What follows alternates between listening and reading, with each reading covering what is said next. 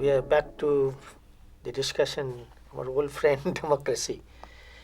Now, when we concluded the last class, then we came with the idea that the core of democracy is choice.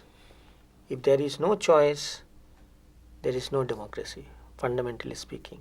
Democracy must offer choices so that the individual can make its own choice and pick up whether it is ideology or some goods or some idea or whatever it is.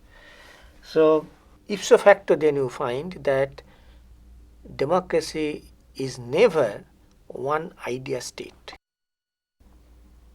A democratic state must be multiple ideas, competitive marketplace, so to say. Now, I just, before I pass on to the next major aspect of our discussion, I must refer to another very important point made by John Stuart Mill and Alexis de Tocqueville, the French philosopher. Now, John Stuart Mill, we have already known, the mid-19th century most famous liberal thinker, and Alexis de Tocqueville, he visited America in the 1830s, and he, in his famous book Democracy in America, he compared his own country's democratic experiment, that is France, and the experiment that is going on in America, and he was very much impressed by American achievement, and he was trying to assert or urge the French people that we two nations, France and America, started more or less the same time, 1787 and 1789. But while America can establish its democracy in certain way, so his answer was that in the United States context, from the very beginning, the emphasis was on ethos of the individual and the individual enterprise. In France, we did not emphasize that point, and we are democratic, no doubt, but it is a democracy in which so much of radicalism came that French people couldn't decide which one to make the right choice, which choice would be the right one. But on one point, these two thinkers, Mill and Tocqueville, they were unanimous that democracy as a form of government must respect the rights of the minorities.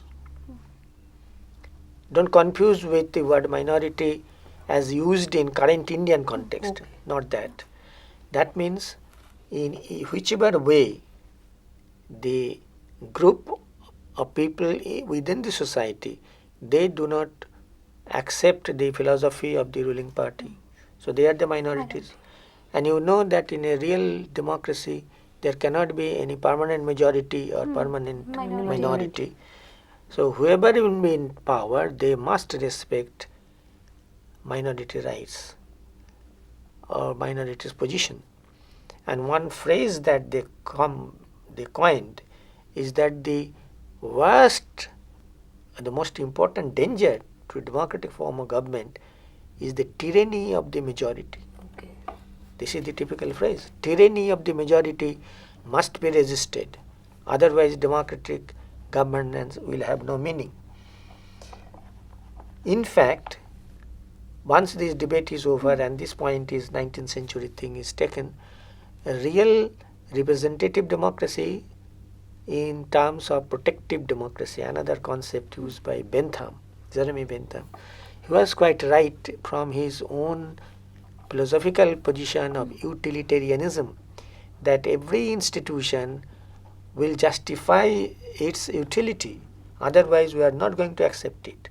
So democracy must give protection to the interest of all, and therefore logically he demanded universal suffrage, not because of any other things, that it would be of utilitarian value if all people are given the right to vote. And during his lifetime, when just the process began of democratic reforms in England, but he couldn't see, that means he didn't live long to see subsequent reforms. And the British people by stages got the right to vote, and only as late as 1927-28 that the British women got the right to vote. So anyway, the atmosphere, political, social atmosphere are very important for the plant of democracy or sapling of democracy to be taking its roots. So these are some of the things that we must note before we pass on to this. Secondly, I have just passingly referred to Schumpeter in earlier class.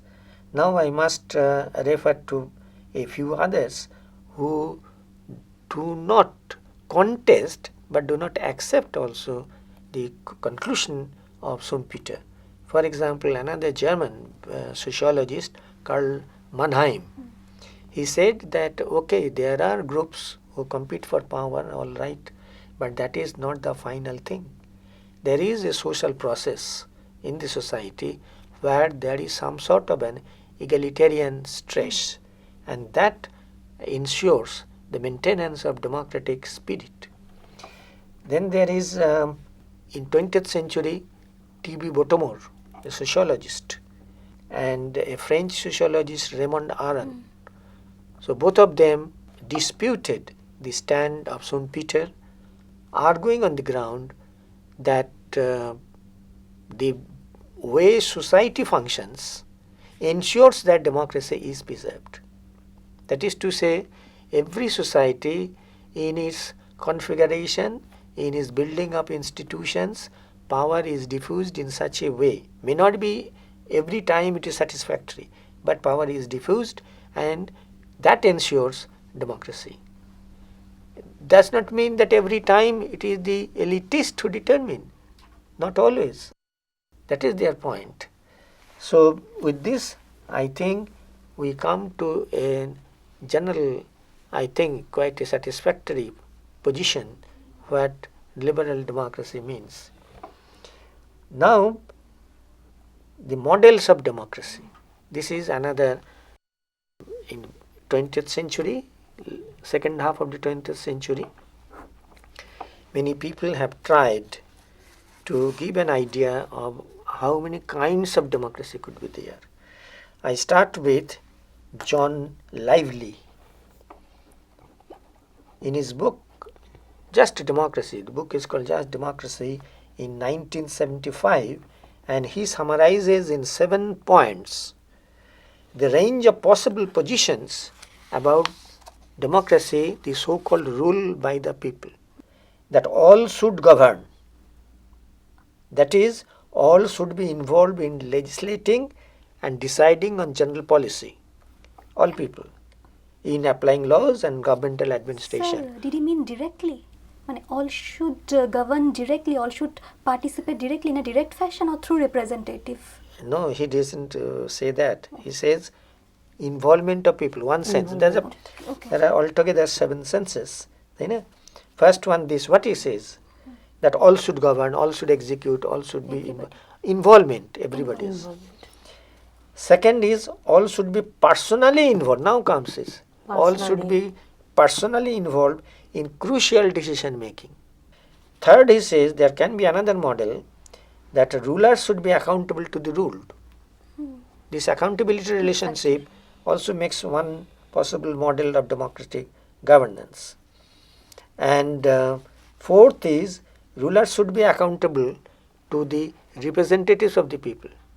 That is Parliament. Representative of the people, and the ruler, that is the executive, accountable to them. This is one model. Then the fifthly, he says, rulers should be chosen by the ruled. General ways. Let me give one example. In Britain, there is a system, and we have copied it, that any person can be appointed as a minister up to 6 months. within 6 months After he has to change. be elected. Elected, okay. So without being elected, first you can continue as minister. That is possible. That is one practice.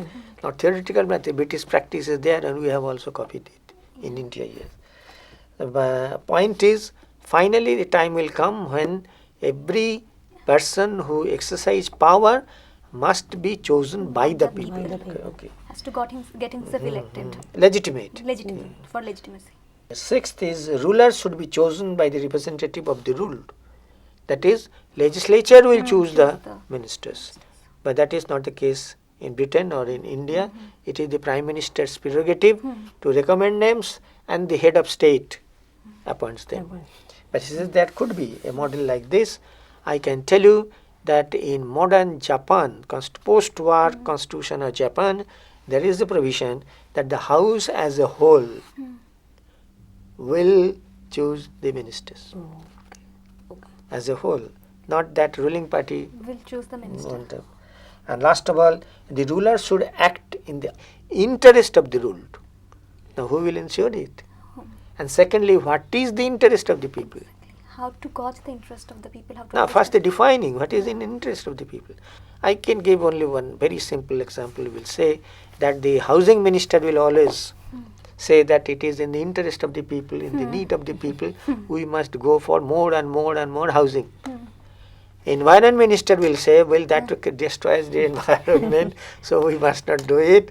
We must scatter, decentralize within limits, etc., etc. Limit industrialization. So, naturally, it would be different.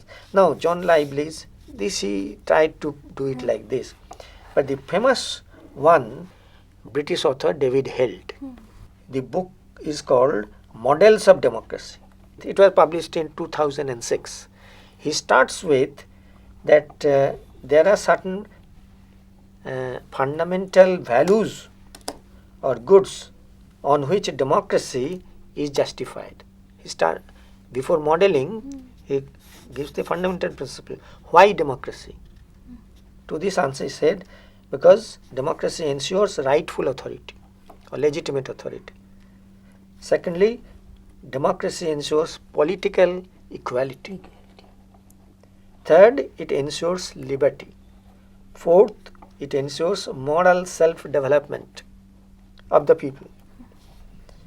Fifth, it ensures or safeguards common interest of the society or people. Sixth, it ensures a fair moral compromise on ethical and moral ground. And seventhly, building decisions that take everyone's interest into account. That is, while making laws or policies, everybody's interest has to be taken, so democracy is justified. Eighth, the social utility, the factor of social utility, democracy scores on that. And 9, the satisfaction of wants of the people is possible in democracy. And 10th, the decisions are efficient in democracy. Maybe there may be difference of opinion, no doubt, but this is how he starts his modeling scheme.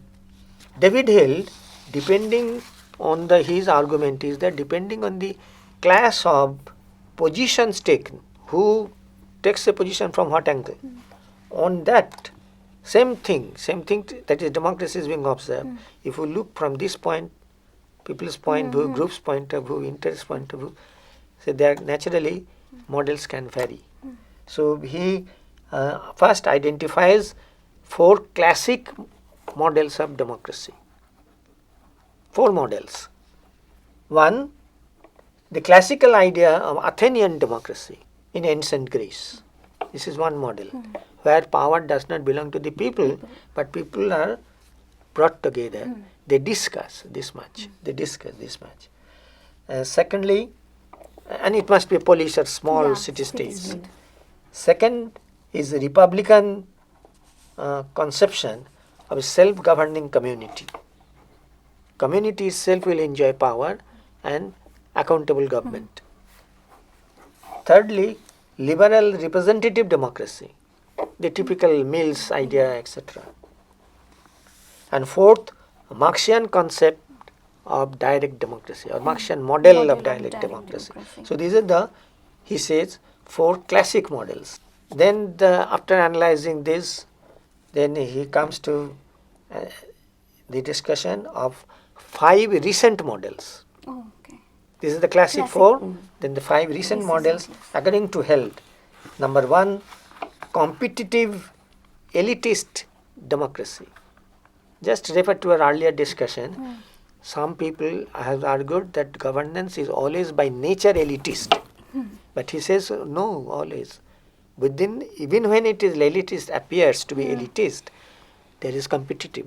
If there is competition for power, then naturally it is not elitist in that sense.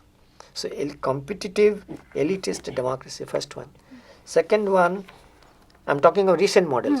Second one, a pluralist democracy.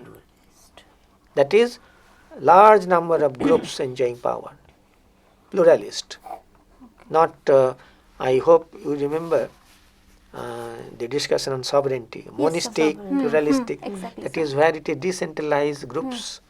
They enjoy power, so it is pluralist democracy. Then legal democracy. Third, sir. Third is a legal democracy. That is, don't look for the reality. If the constitution or law is democratic, the system is democratic. Okay. For example, your face betrays you because as if you can't grasp this Yes, point. sir, exactly, Yes. sir. So meaning is here, suppose the constitution say all persons are equal. Equality before law is guaranteed. There is a legalist democracy. Whether it exists or not. Don't check it up with reality. Isn't it? So reality is another thing. So he says, okay, that is another model is legalist, just legal democracy. For the sake of it. Fourth is a participatory democracy, where people have some scope at least, some scope to participate. But sir, isn't Let that... me, case? sorry sir to interrupt you. Isn't that possible in pluralist democracy also? No, pluralist is power is enjoyed by groups of people. Oh. But here people as a whole, they have some scope to participate in decision making. For example, let me give one, our current Indian example in Panchayati Raj. There is one institution called Gram Panchayat, elected, etc., etc. But very recent amendment of the constitution has provided for an institution called Gram Sabha. That is not election as such, but all adult people of the village will be called to a meeting where the decisions of the Gram Panchayat will be discussed. So by this participation, they can influence decision making by their criticism, by this way or that way. So that is another, participation can take various forms. There is no one form of participation. Thank you. And fifthly, deliberative democracy. That is that democratic model which underlines or give importance to deliberations, whether within the legislature, outside the legislature. That a people deliberate, and on the outcome of the deliberation, naturally the government of the day or parliament takes a note of it. So this scheme identifying specific models of democracy spans some time. Over time he has done how it has to be, can be different and put in models. This classification is meant for another exercise for bringing out the essence of the meaning. By modeling, by classification, we get intimate knowledge of it, of a thing. And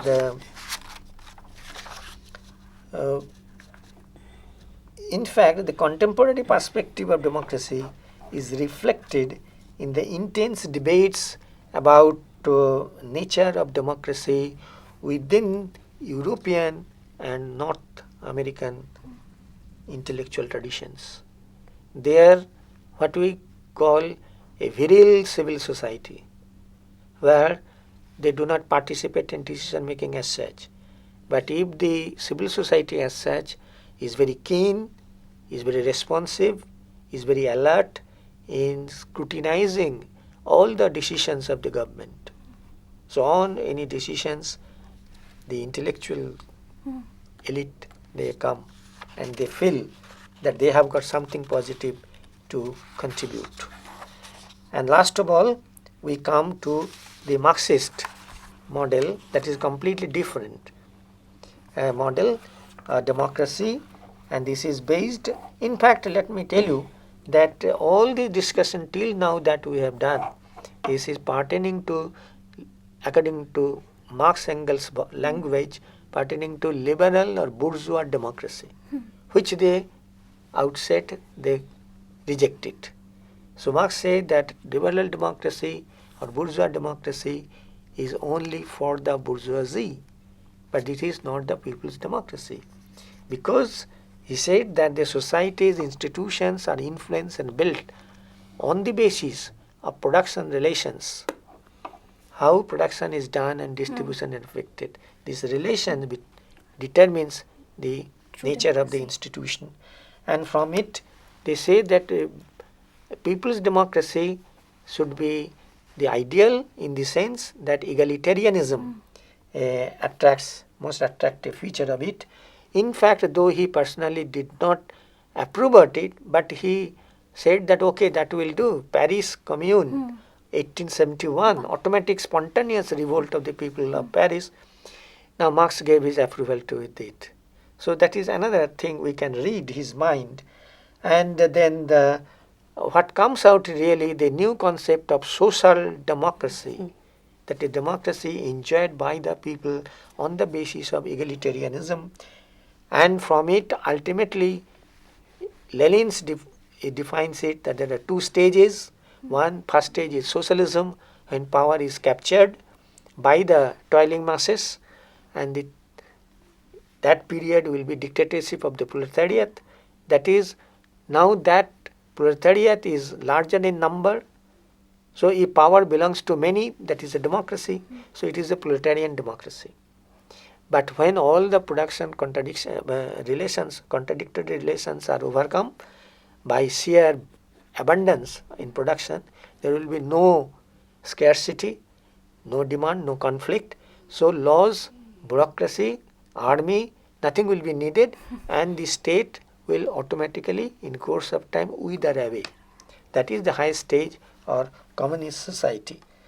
And we, in the second half, in terms of models, in the second half of the 20th century, we can identify three models of so-called socialist democracy. One is the USSR model, another is China model, People's Republic of China, Mao Zedong, New Democracy, etc.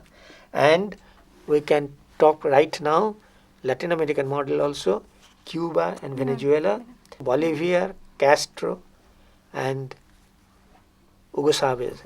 So they are talking and experimenting on different kinds of, they also said we are working for democracy, working for people, when we are far superior to bourgeois democracy. They have their own arguments. Now whether we think this discussion and modeling of democracy should conclude on this, that very important thing, that it all depends on from which angle you speak, which philosophy, first philosophy you take. This is my philosophy, so my varieties of models will be like this. Anything can be shaped into a democracy nowadays, it seems. No, not every time. At the very first class I told you that it can be done. So I think this is the, again, difficulties of democracy, but very interesting modeling have been attempts by the scholars of political science in recent, till recent time. All right.